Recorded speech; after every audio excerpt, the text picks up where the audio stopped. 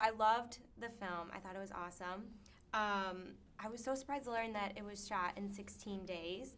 Um, what did that add like a sense of chaoticness to the set if you had to get it done in 16 days or I think it was the opposite of that. You know, typically in a more traditional Hollywood process, there's a lot of development, a lot of talking about making movies, like a lot of ideas that are shot down before the ideas are approved, a lot of casting ideas that are shot down before it's approved, long shooting schedules so that you can get all the logistics right and hit all the beats of the script, and then editing process is its own beast. But with this one, the idea to remake this Icelandic film, either way, landed in about February of 2012, and we were sound mixing at Skywalker in July.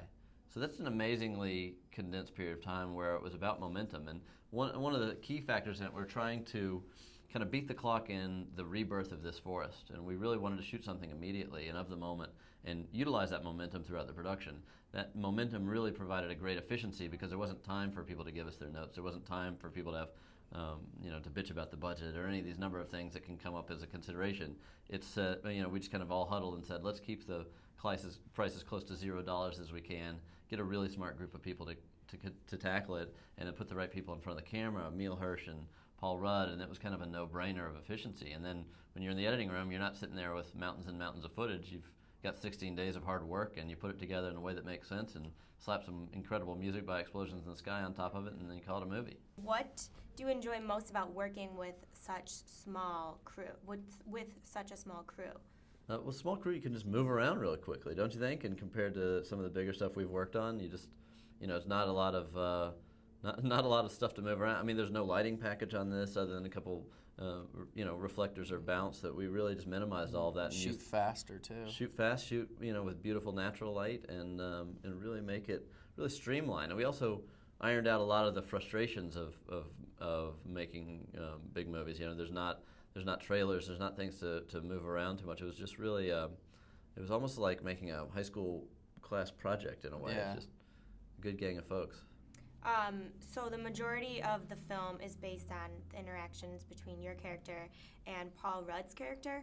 Did you feel like that added a little more pressure on you as an actor, since it was just the majority, you two? Well, I think after Into the Wild, where all the pressure was on me pretty much, this was like kind of fun to share the pressure a little bit.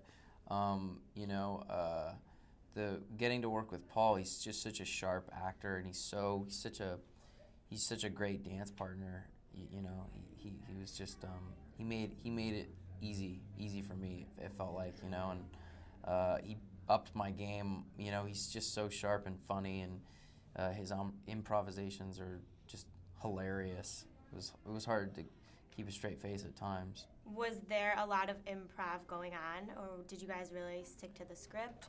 We definitely stuck to the script, but there was some improv. Sometimes it wasn't necessarily the improv that I feel like David was really trying to find. It was just like these kind of private, personal moments of kind of even, just like silence. Yeah, there's a lot of like following characters around in their process and building things or cooking things or even just walking alone, and the film becomes kind of a meditation of these two characters. Like, there's a lot of times where we can laugh and have a good time with them, but there's also times when they turn it off and they are who they are behind closed doors, and we get to witness that.